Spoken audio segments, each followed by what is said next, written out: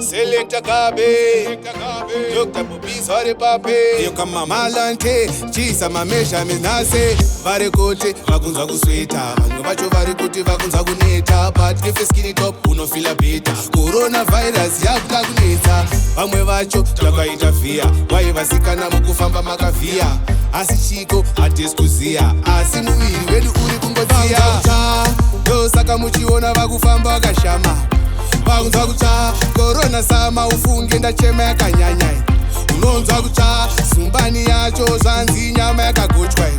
Vakunzwa kutsva social distance hembe neskin amanaka. Vari kuti kune korona sama, iyoyo unofamba wakashama. Ikunyanya kubata vasikana, buda panze kone mnana. Sanitizer yacho idoro, isolation kwenda kumafaro. Vaccine card station kuleki vanaro. Bampamre bang. Ndosaka muchiona vakufamba wakashama. Vakunzwa kutsva korona sama ufunge ndachema yakanyanya. Unonzwa kutsva sumbani yacho zvanzi nyama yakagochwa. Vakunzwa kutsva social distance hembe neskin amanaka. Kiwa yacho kujambira mvura, sunglass ichipfeka anodhura.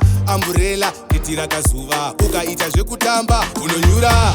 Chitambo ngainyadzonyura, more volume uchitamba usaguma. Ukadaro chete achimbokuguma korona samai. Vakunzwa kutsva ndosaka muchiona vakufamba wakashama. Vakunzwa kutsva korona sama ufunge ndachema yakanyanya. Unonzwa kutsva sumbani yacho zvanzi nyama yakagochwa.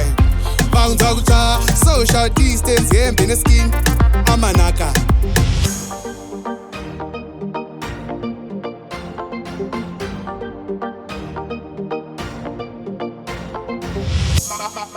Tip.